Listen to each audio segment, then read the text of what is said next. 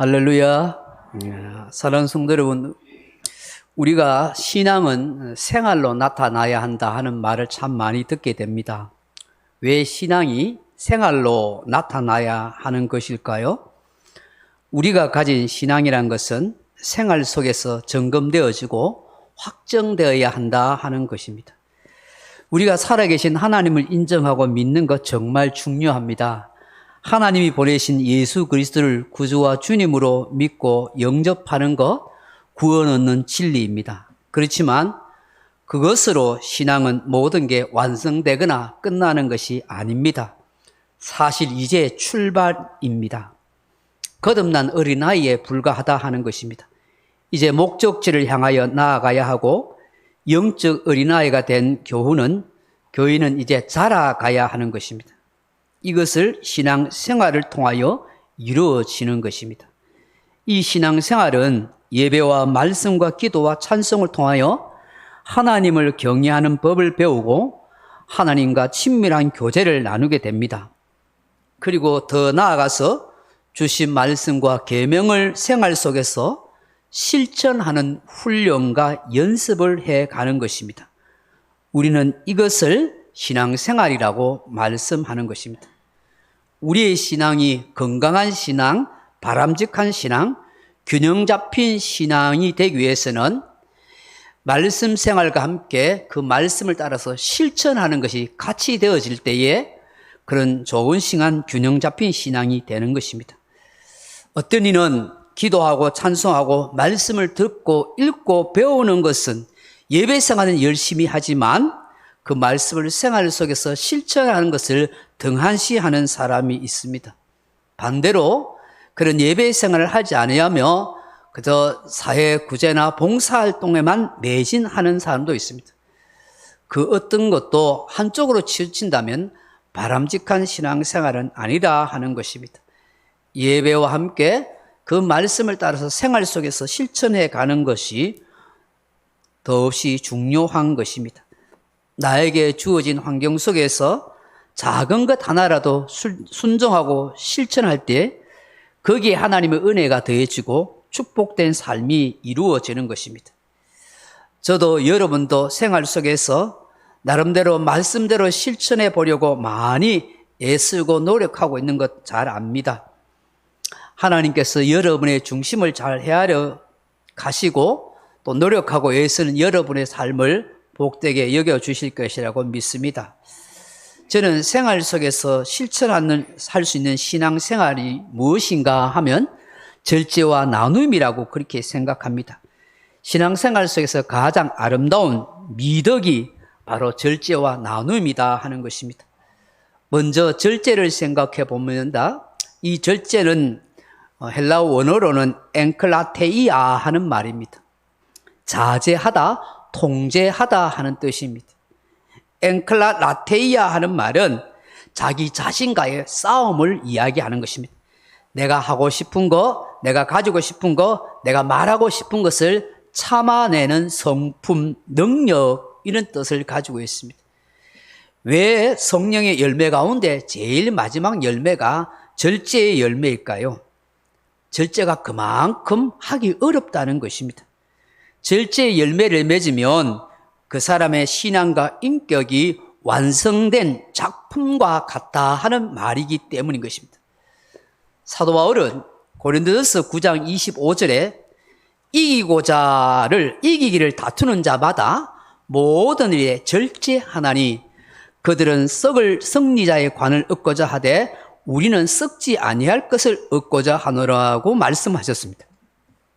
바울은 경기장에서 마라톤 하는 선수들과 그들의 삶을 보면서 마지막 골인하는 순간 그 골인에서 월계수 멸관을 쓰는 수많은 사람들을 보면서 저들이 칭호와 영광을 받는 그런 모습을 보았습니다. 끝까지 마라톤을 완주하고 최후 승리를 얻기까지는 이 선수가 엄청난 훈련과 함께 모든 삶을 절제하더라 하는 것을 알았던 것입니다. 먹는 것, 자는 것, 할 것 다 하고 그런 최후 승리를 하는 그런 선수가 없더라는 것입니다. 정말 먹는 것을 참아가면서, 자는 것도 참아가면서, 쉬고 싶은 것도 참아가면서 절제하게 될 때에 그 훈련을 통해서 승리하더라는 것입니다. 우리의 신앙생활도 최후 승리하기 위해서는 바로 이런 절제의 훈련이 삶에서 필요하다 하는 것입니다. 그렇다면 저와 여러분은 생활 속에서 무엇을 절제해야 합니까? 사람들마다 다양하게 그렇게 다 있을 것입니다만은 저는 5가지를 절제하는 것이 정말 필요하겠다 하는 생각을 하게 됩니다. 그 첫째는 썩내는 것을 절제해야 한다 하는 것입니다. 감정 조절이 잘 안 되는 사람들은 쉽게 자극을 받으면 화를 벌컥 냅니다. 그 화내는 것 때문에 상대방과 싸우게 되거나 관계가 좋지 못하게 됩니다.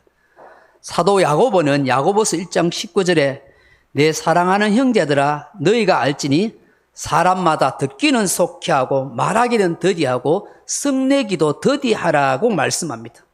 썩내기를 더디하라 하는 말은 썩내는 것을 좀 절제하세요, 자제하세요 라고 말씀하는 것입니다. 썩내는 것을 잘 절제해 갈 때 그 사람의 신앙이 성장하고 성숙해 간다 하는 것입니다. 두 번째로는 말하는 것을 절제해야 합니다. 말을 생각 없이 쉽게 내뱉을 때가 많습니다.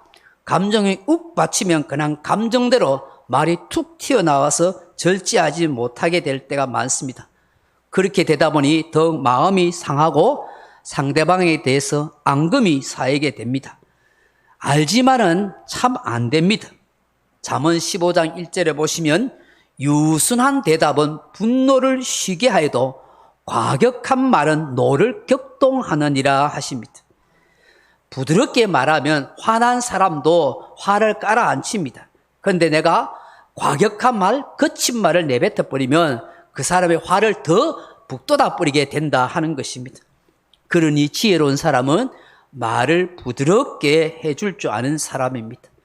잠언 15장 4절에 보시면 온순한 혀는 곧 생명나무지만 폐역한 혀는 마음을 상하게 하느니라 하십니다. 부드럽게 온순하게 하는 혀가 사람을 살리는 생명나무처럼 된다는 거예요.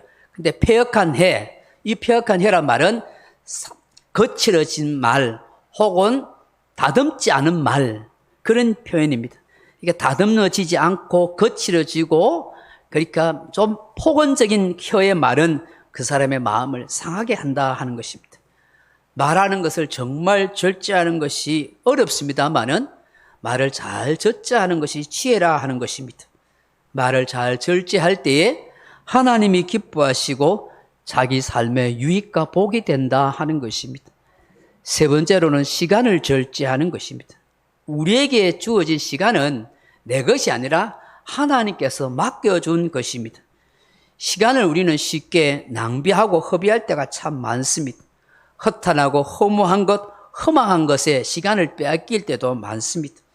그렇기 때문에 에베소서 5장 16절에 세월을 아끼라 때가 악하니라 그렇게 말씀하십니다. 시간 세월을 낭비하지 말아라. 의미 없게 보내지 말아라. 가치 없게 보내지 말아라. 그 시간과 기회를 잘 활용하십시오라고 우리에게 말씀하는 것입니다. 돌이켜보면 우리는 시간을 돈보다도 훨씬 가치 없게 여길 때가 많았습니다. 시간은 금이라고 말하지 않습니까? 그만큼 시간이 우리에게 돈보다도 더 가치가 있을 수 있다고 말씀하는 것입니다. 돌아보면 헛된 시간을 많이 보내고 있지 않았나 하는 자기 반성을 우리가 하게 되는 것입니다. 하나님이 나에게 주신 이 시간과 이 세월을 보다 복되고 가치 있고 의미 있게 사용할 수 있는 절제의 저와 여러분이 되기를 소망합니다. 네 번째로 불평, 원망하는 마음을 절제하라 하는 것입니다. 우리의 마음속에 불평이나 원망이 쌓이거나 터지면 그것이 절제가 되지 않고 본물처럼 계속 터져 나옵니다. 결국 영적으로나 정서적으로 건강상에 자기 손해가 되는 것입니다. 알면서도 잘 조절이 안 되는 것이 우리 연약한 인생의 것 같습니다.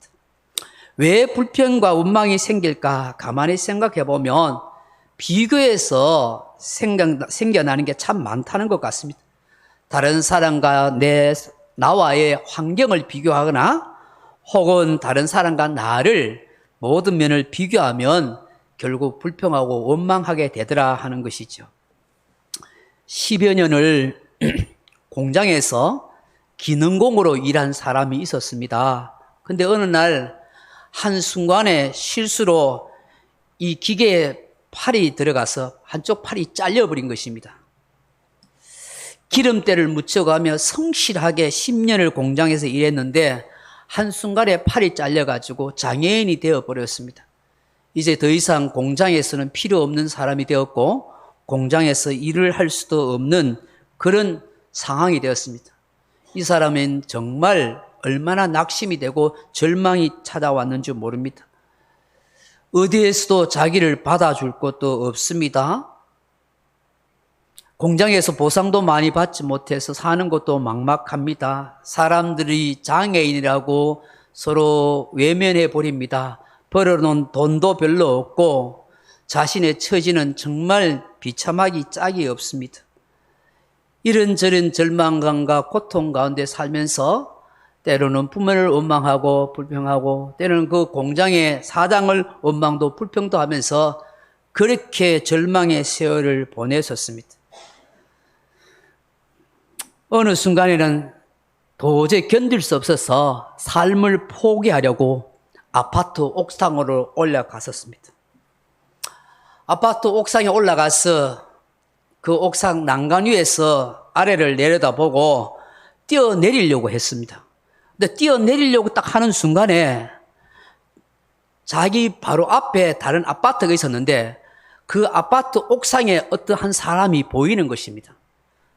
그래서 그 보이니까 뻔히 쳐다보니까 가만히 보니까 그 사람은 자기는 한쪽 팔이 없는데 그 사람은 두 쪽 팔이 없는 것입니다. 두 쪽 팔이 없는데 그 사람이 막 엉덩이를 흔들면서 막 춤을 추고 있는 것이 보이는 것입니다. 그러니까 이상하다는 생각이 들지 않겠습니까?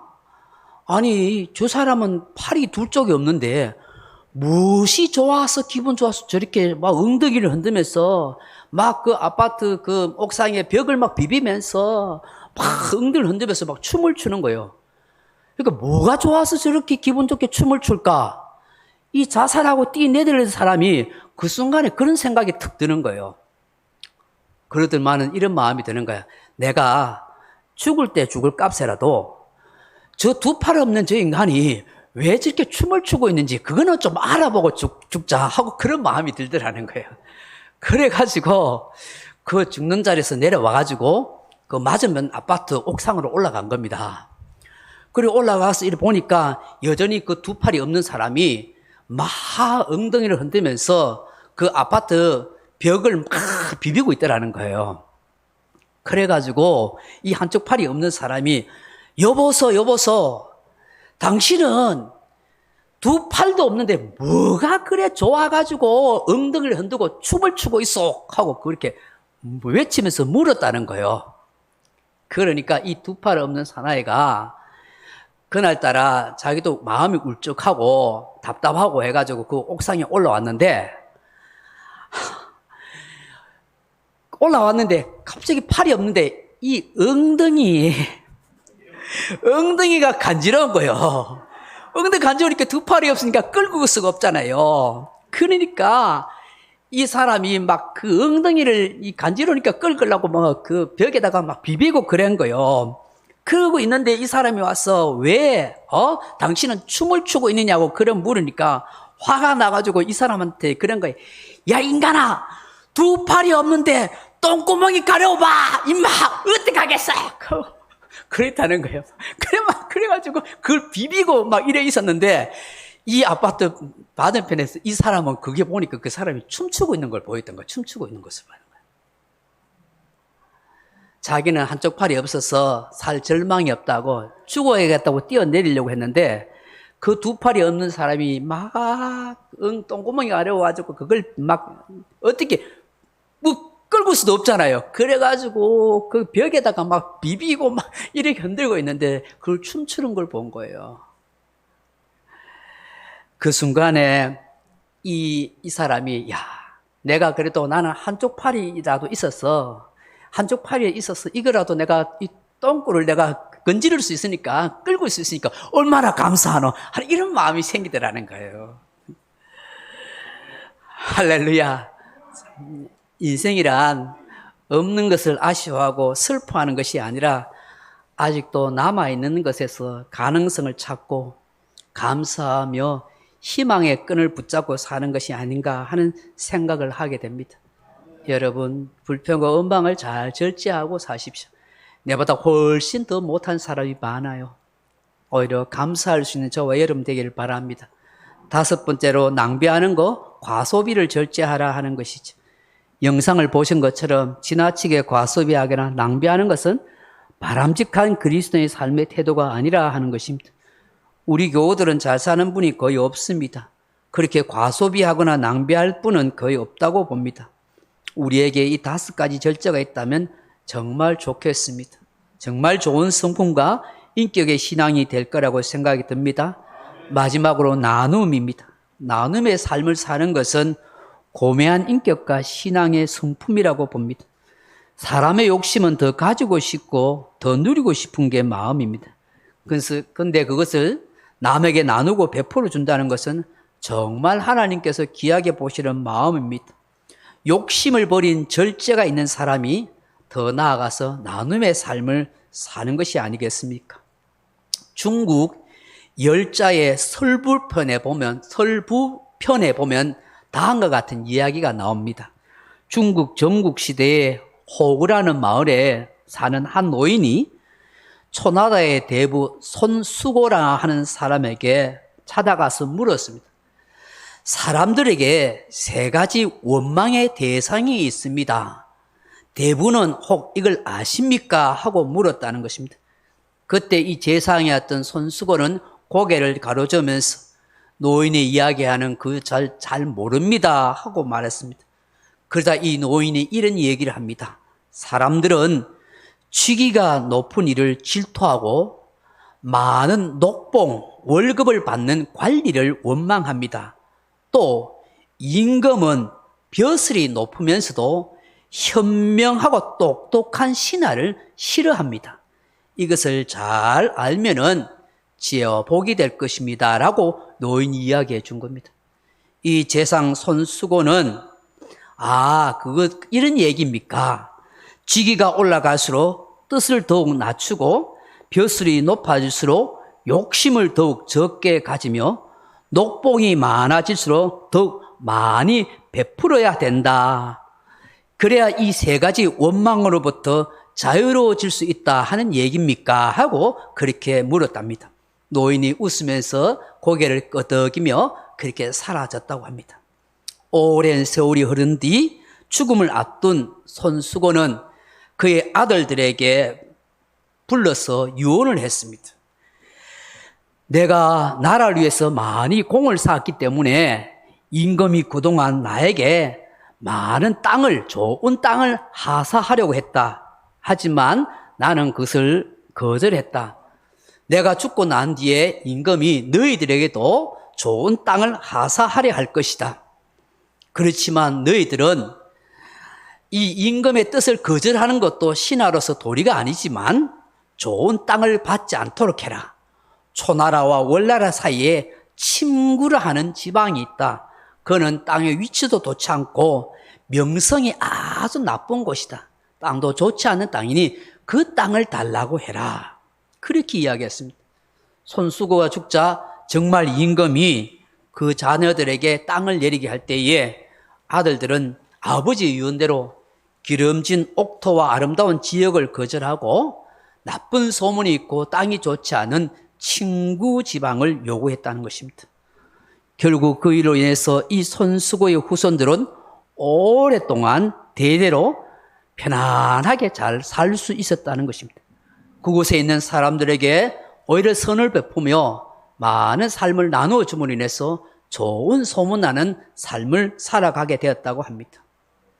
욕망에 일정한 제어를 걸어주는 것, 타인의 원망으로부터 자유롭게 해줍니다.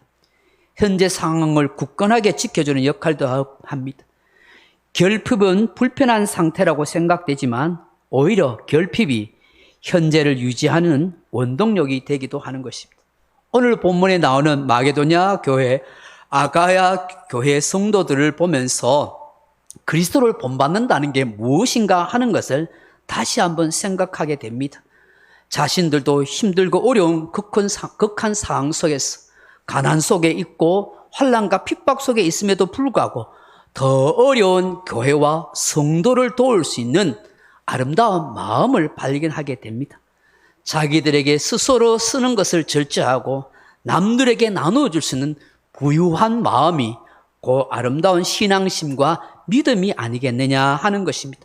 사랑의 진실함이 증명되었던 것처럼 사도 바울은 고린도 교회를 향하여서도 이런 사랑의 진실함이 말과 행동과 삶에서 표현되어져라라고 그렇게 말씀하고 있습니다.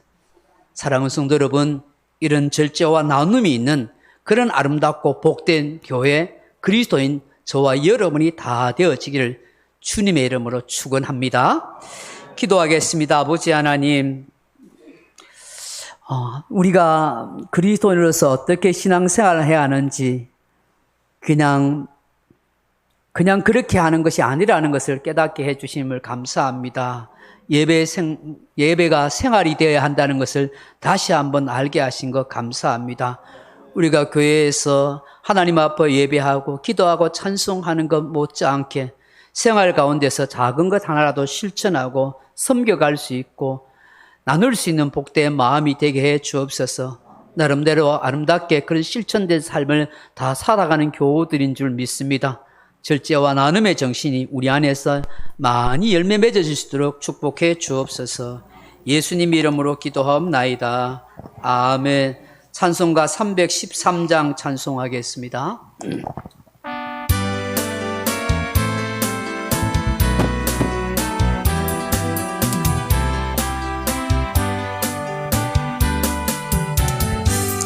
내 임금 예수 내 주여 이제이니 주님 앞에 한없는 은혜 받고서 내 생명 모두 드리오니 그 풍성하신 은총을 주 내게 내려주소서.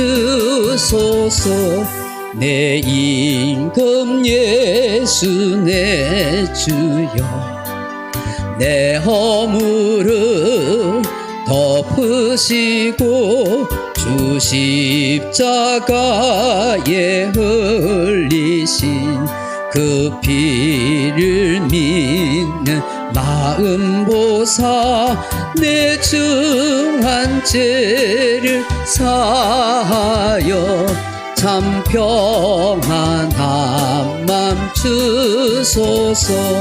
내 임금 예수 내 주여 주 은혜에 감격하여 한없는 감사 찬송을 내 주님 앞에 드리오며 내 마음과 정성 다하여 늘 기뻐하며 살리라.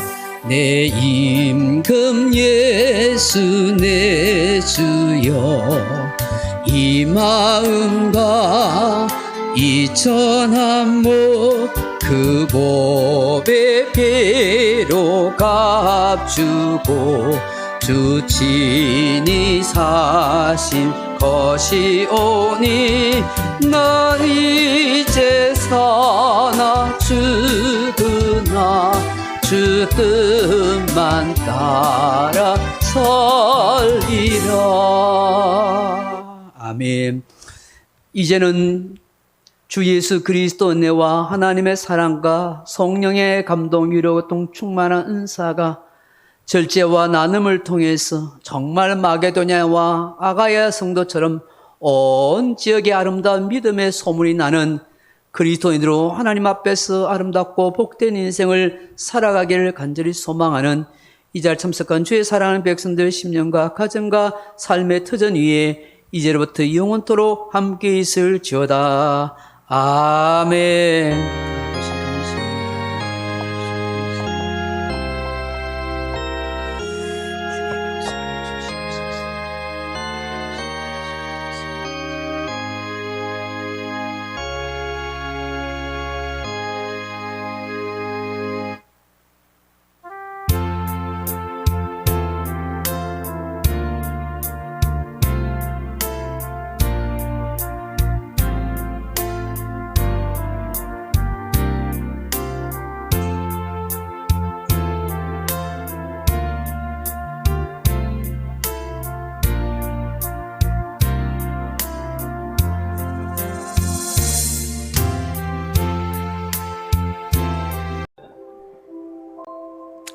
할렐루야. 사랑하는 성도 여러분, 우리가 신앙은 생활로 나타나야 한다 하는 말을 참 많이 듣게 됩니다. 왜 신앙이 생활로 나타나야 하는 것일까요? 우리가 가진 신앙이란 것은 생활 속에서 점검되어지고 확정되어야 한다 하는 것입니다. 우리가 살아계신 하나님을 인정하고 믿는 것 정말 중요합니다. 하나님이 보내신 예수 그리스도를 구주와 주님으로 믿고 영접하는 것, 구원 얻는 진리입니다. 그렇지만 그것으로 신앙은 모든 게 완성되거나 끝나는 것이 아닙니다. 사실 이제 출발입니다. 거듭난 어린아이에 불과하다 하는 것입니다. 이제 목적지를 향하여 나아가야 하고 영적 어린아이가 된 교인은 이제 자라가야 하는 것입니다. 이것을 신앙생활을 통하여 이루어지는 것입니다. 이 신앙생활은 예배와 말씀과 기도와 찬송을 통하여 하나님을 경외하는 법을 배우고 하나님과 친밀한 교제를 나누게 됩니다. 그리고 더 나아가서 주신 말씀과 계명을 생활 속에서 실천하는 훈련과 연습을 해가는 것입니다. 우리는 이것을 신앙생활이라고 말씀하는 것입니다. 우리의 신앙이 건강한 신앙, 바람직한 신앙, 균형 잡힌 신앙이 되기 위해서는 말씀 생활과 함께 그 말씀을 따라서 실천하는 것이 같이 되어질 때에 그런 좋은 신앙, 균형 잡힌 신앙이 되는 것입니다. 어떤 이는 기도하고 찬송하고 말씀을 듣고 읽고 배우는 것은 예배 생활은 열심히 하지만 그 말씀을 생활 속에서 실천하는 것을 등한시하는 사람이 있습니다. 반대로 그런 예배 생활을 하지 않으며 그저 사회 구제나 봉사활동에만 매진하는 사람도 있습니다. 그 어떤 것도 한쪽으로 치우친다면 바람직한 신앙생활은 아니라 하는 것입니다. 예배와 함께 그 말씀을 따라서 생활 속에서 실천해 가는 것이 더없이 중요한 것입니다. 나에게 주어진 환경 속에서 작은 것 하나라도 순종하고 실천할 때 거기에 하나님의 은혜가 더해지고 축복된 삶이 이루어지는 것입니다. 저도 여러분도 생활 속에서 나름대로 말씀대로 실천해 보려고 많이 애쓰고 노력하고 있는 것 잘 압니다. 하나님께서 여러분의 중심을 잘 헤아려 가시고 또 노력하고 애쓰는 여러분의 삶을 복되게 여겨주실 것이라고 믿습니다. 저는 생활 속에서 할 수 있는 신앙생활이 무엇인가 하면 절제와 나눔이라고 그렇게 생각합니다. 신앙생활 속에서 가장 아름다운 미덕이 바로 절제와 나눔이다 하는 것입니다. 먼저 절제를 생각해 보면 이 절제는 헬라어 원어로는 엔클라테이아 하는 말입니다. 자제하다, 통제하다 하는 뜻입니다. 엔클라테이아 하는 말은 자기 자신과의 싸움을 이야기하는 것입니다. 내가 하고 싶은 거, 내가 가지고 싶은 거, 내가 말하고 싶은 것을 참아내는 성품, 능력 이런 뜻을 가지고 있습니다. 왜 성령의 열매 가운데 제일 마지막 열매가 절제의 열매일까요? 절제가 그만큼 하기 어렵다는 것입니다. 절제의 열매를 맺으면 그 사람의 신앙과 인격이 완성된 작품과 같다 하는 말이기 때문인 것입니다. 사도 바울은 고린도전서 9장 25절에 이기기를 다투는 자마다 모든 일에 절제하나니 그들은 썩을 승리자의 관을 얻고자 하되 우리는 썩지 아니할 것을 얻고자 하노라고 말씀하셨습니다. 바울은 경기장에서 마라톤 하는 선수들과 그들의 삶을 보면서 마지막 골인하는 순간 그 골인에서 월계수 멸관을 쓰는 수많은 사람들을 보면서 저들이 칭호와 영광을 받는 그런 모습을 보았습니다.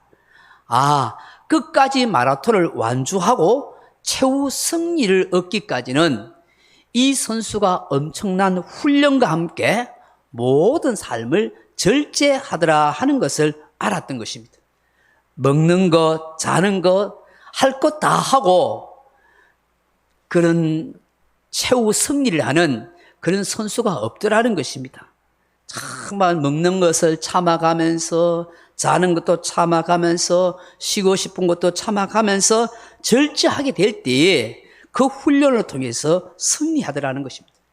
우리의 신앙생활도 최후 승리하기 위해서는 바로 이런 절제의 훈련이 삶에서 필요하다 하는 것입니다. 그렇다면 저와 여러분은 생활 속에서 무엇을 절제해야 합니까?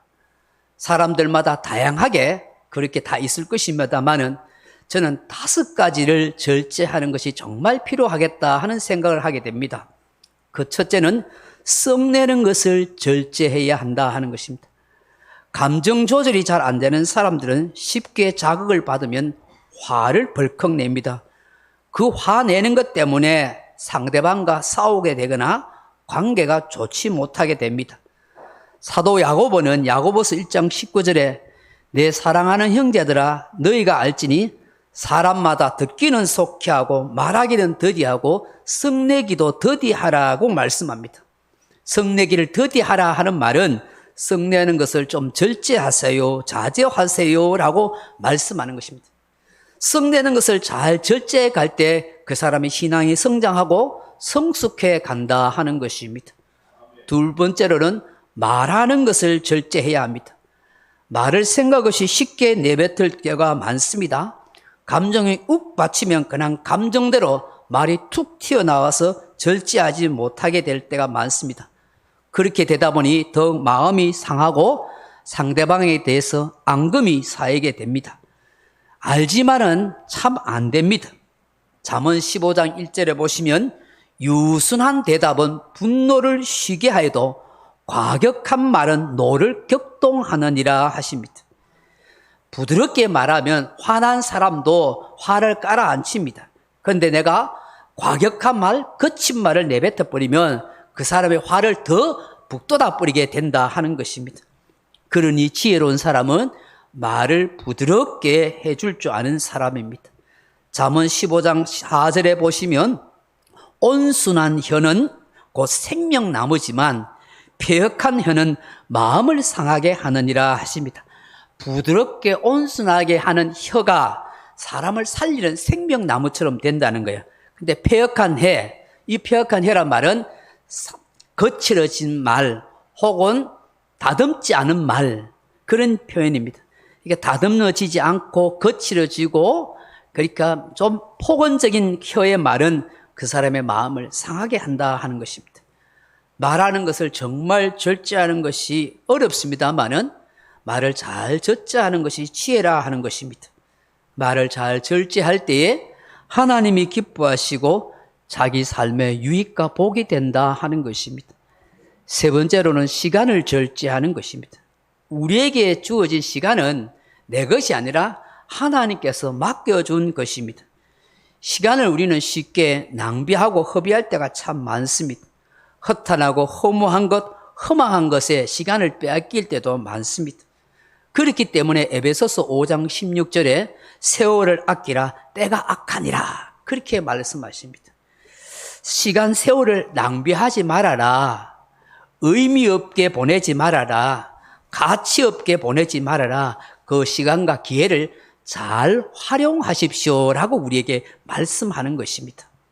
돌이켜보면 우리는 시간을 돈보다도 훨씬 가치 없게 여길 때가 많았습니다.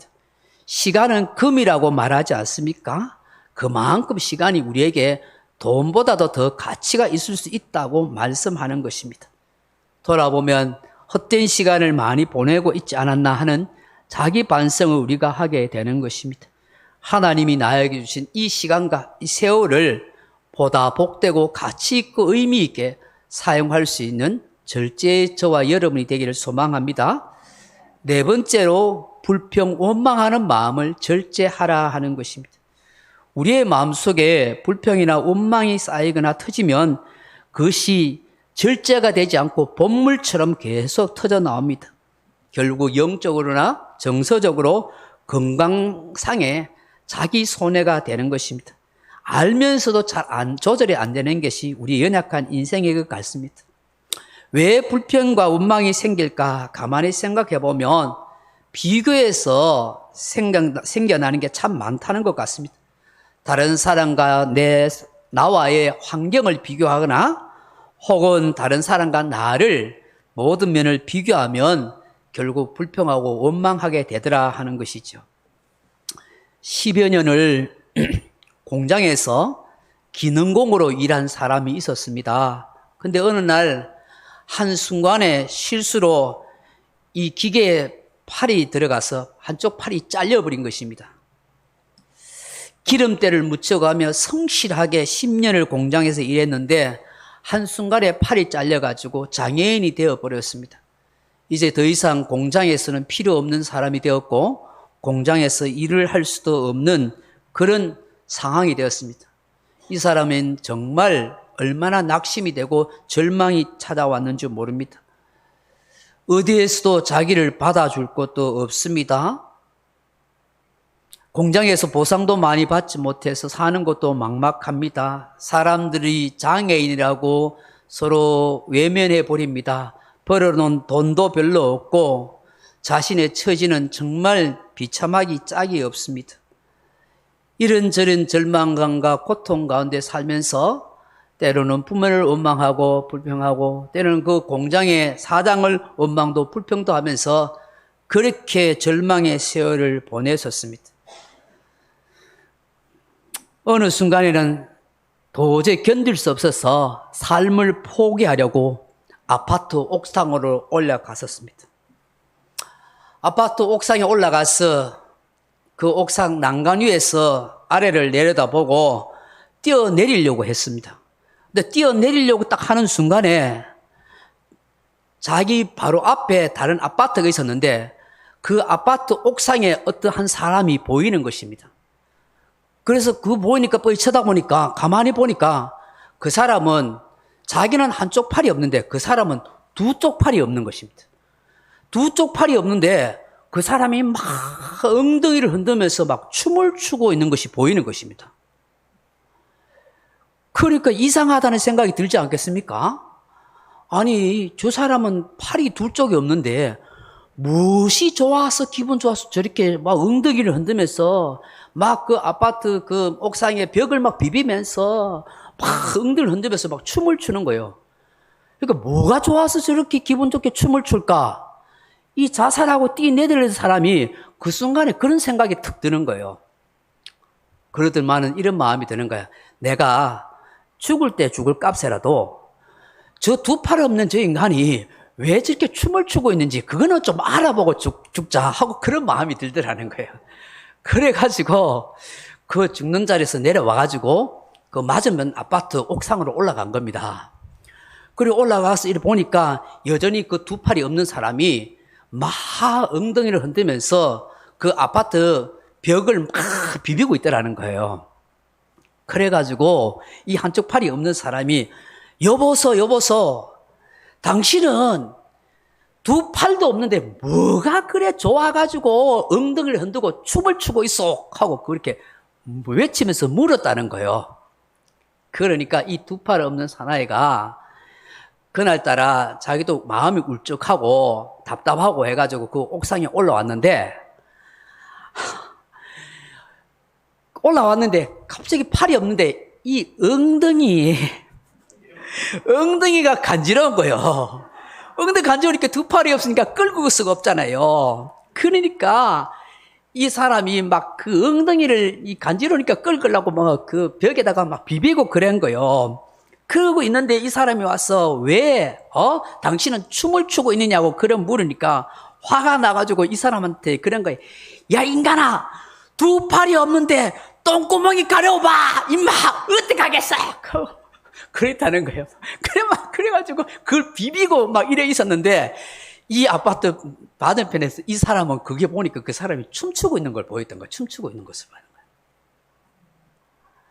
자기는 한쪽 팔이 없어서 살 절망이 없다고 죽어야겠다고 뛰어내리려고 했는데 그 두 팔이 없는 사람이 막 똥구멍이 가려워가지고 그걸 막 어떻게 뭐 끌고 수도 없잖아요. 그래가지고 그 벽에다가 막 비비고 막 이렇게 흔들고 있는데 그걸 춤추는 걸 본 거예요.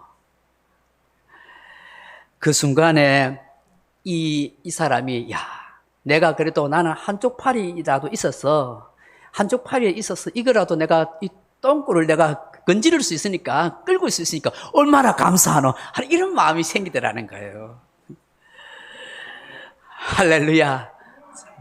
인생이란 없는 것을 아쉬워하고 슬퍼하는 것이 아니라 아직도 남아있는 것에서 가능성을 찾고 감사하며 희망의 끈을 붙잡고 사는 것이 아닌가 하는 생각을 하게 됩니다. 여러분, 불평과 원망을 잘 절제하고 사십시오. 내보다 훨씬 더 못한 사람이 많아요. 오히려 감사할 수 있는 저와 여러분 되기를 바랍니다. 다섯 번째로 낭비하는 거, 과소비를 절제하라 하는 것이죠. 영상을 보신 것처럼 지나치게 과소비하거나 낭비하는 것은 바람직한 그리스도의 삶의 태도가 아니라 하는 것입니다. 우리 교우들은 잘 사는 분이 거의 없습니다. 그렇게 과소비하거나 낭비할 분은 거의 없다고 봅니다. 우리에게 이 다섯 가지 절제가 있다면 정말 좋겠습니다. 정말 좋은 성품과 인격의 신앙이 될 거라고 생각이 듭니다. 마지막으로 나눔입니다. 나눔의 삶을 사는 것은 고매한 인격과 신앙의 성품이라고 봅니다. 사람의 욕심은 더 가지고 싶고 더 누리고 싶은 게 마음입니다. 그런데 그것을 남에게 나누고 베풀어 준다는 것은 정말 하나님께서 귀하게 보시는 마음입니다. 욕심을 버린 절제가 있는 사람이 더 나아가서 나눔의 삶을 사는 것이 아니겠습니까? 중국 열자의 설부편에 보면 다음과 같은 이야기가 나옵니다. 중국 전국시대에 호구라는 마을에 사는 한 노인이 초나라의 대부 손수고라 하는 사람에게 찾아가서 물었습니다. 사람들에게 세 가지 원망의 대상이 있습니다. 대부는 혹 이걸 아십니까? 하고 물었다는 것입니다. 그때 이 제상이었던 손수고는 고개를 가로저면서 노인이 이야기하는 그 잘 모릅니다 하고 말했습니다. 그러다 이 노인이 이런 얘기를 합니다.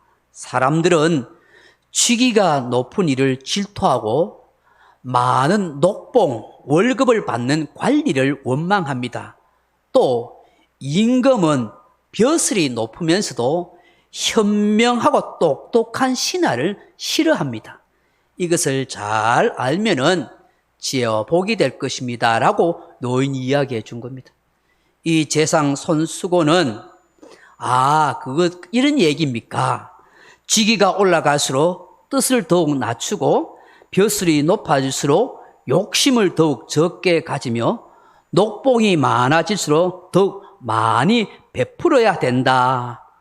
그래야 이 세 가지 원망으로부터 자유로워질 수 있다 하는 얘기입니까? 하고 그렇게 물었답니다. 노인이 웃으면서 고개를 끄덕이며 그렇게 사라졌다고 합니다. 오랜 세월이 흐른 뒤 죽음을 앞둔 손수고는 그의 아들들에게 불러서 유언을 했습니다. 내가 나라를 위해서 많이 공을 쌓았기 때문에 임금이 그동안 나에게 많은 좋은 땅을 하사하려고 했다. 하지만 나는 그것을 거절했다. 내가 죽고 난 뒤에 임금이 너희들에게도 좋은 땅을 하사하려 할 것이다. 그렇지만 너희들은 이 임금의 뜻을 거절하는 것도 신하로서 도리가 아니지만 좋은 땅을 받지 않도록 해라. 초나라와 월나라 사이에 침구를 하는 지방이 있다. 그는 땅의 위치도 좋지 않고 명성이 아주 나쁜 곳이다. 땅도 좋지 않은 땅이니 그 땅을 달라고 해라. 그렇게 이야기했습니다. 손수고가 죽자 정말 임금이 그 자녀들에게 땅을 내리게 할 때에 아들들은 아버지의 유언대로 기름진 옥토와 아름다운 지역을 거절하고 나쁜 소문이 있고 땅이 좋지 않은 친구 지방을 요구했다는 것입니다. 결국 그 일로 인해서 이 손수고의 후손들은 오랫동안 대대로 편안하게 잘 살 수 있었다는 것입니다. 그곳에 있는 사람들에게 오히려 선을 베푸며 많은 삶을 나누어 줌으로 인해서 좋은 소문나는 삶을 살아가게 되었다고 합니다. 욕망에 일정한 제어를 걸어주는 것, 타인의 원망으로부터 자유롭게 해줍니다. 현재 상황을 굳건하게 지켜주는 역할도 합니다. 결핍은 불편한 상태라고 생각되지만 오히려 결핍이 현재를 유지하는 원동력이 되기도 하는 것입니다. 오늘 본문에 나오는 마게도냐 교회, 아가야 교회 성도들을 보면서 그리스도를 본받는다는 게 무엇인가 하는 것을 다시 한번 생각하게 됩니다. 자신들도 힘들고 어려운 극한 상황 속에서 가난 속에 있고 환난과 핍박 속에 있음에도 불구하고 더 어려운 교회와 성도를 도울 수 있는 아름다운 마음을 발견하게 됩니다. 자기들에게 스스로 쓰는 것을 절제하고 남들에게 나누어줄 수 있는 부유한 마음이 그 아름다운 신앙심과 믿음이 아니겠느냐 하는 것입니다. 사랑의 진실함이 증명되었던 것처럼 사도 바울은 고린도 교회를 향하여서도 이런 사랑의 진실함이 말과 행동과 삶에서 표현되어져라라고 그렇게 말씀하고 있습니다. 사랑하는 성도 여러분, 이런 절제와 나눔이 있는 그런 아름답고 복된 교회, 그리스도인 저와 여러분이 다 되어지기를 주님의 이름으로 축원합니다. 기도하겠습니다. 아버지 하나님, 우리가 그리스도인으로서 어떻게 신앙생활을 해야 하는지 그냥 그렇게 하는 것이 아니라는 것을 깨닫게 해주심을 감사합니다. 예배가 생활이 되어야 한다는 것을 다시 한번 알게 하신 것 감사합니다. 우리가 교회에서 하나님 앞에 예배하고 기도하고 찬송하는 것 못지않게 생활 가운데서 작은 것 하나라도 실천하고 섬겨갈 수 있고 나눌 수 있는 복된 마음이 되게 해 주옵소서. 나름대로 아름답게 그런 실천된 삶을 다 살아가는 교우들인 줄 믿습니다. 절제와 나눔의 정신이 우리 안에서 많이 열매 맺어질 수 있도록 축복해 주옵소서. 예수님 이름으로 기도하옵나이다. 아멘. 찬송가 313장 찬송하겠습니다.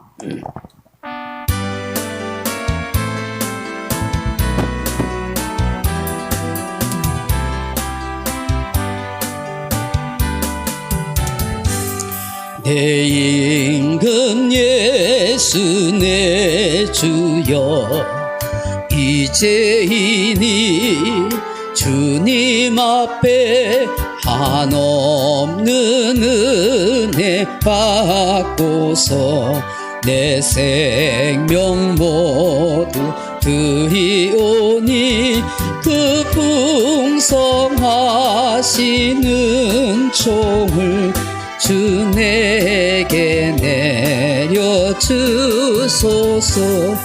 내 임금 예수 내 주여 내 허물을 덮으시고 주 십자가에 흘리신 그 피를 믿는 마음 보사 내 중한 죄를 사하여 참 평안한 맘 주소서.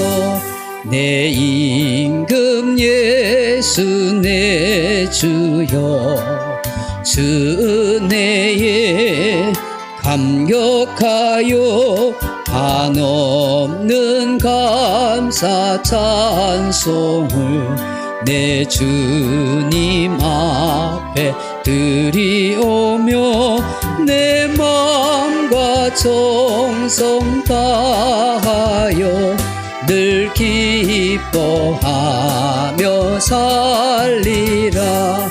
내 임금 예수 내 주여, 이 마음과 이 천한 못 그 법의 배로 값주고 주 친히 사신 것이오니 나 이제 사나 죽으나 주 뜻만 따라 살리라. 아멘.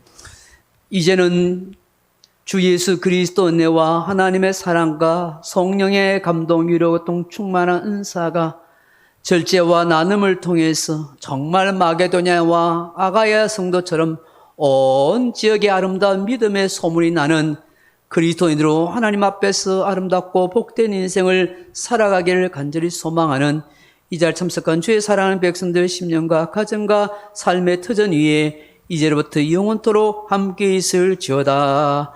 아멘.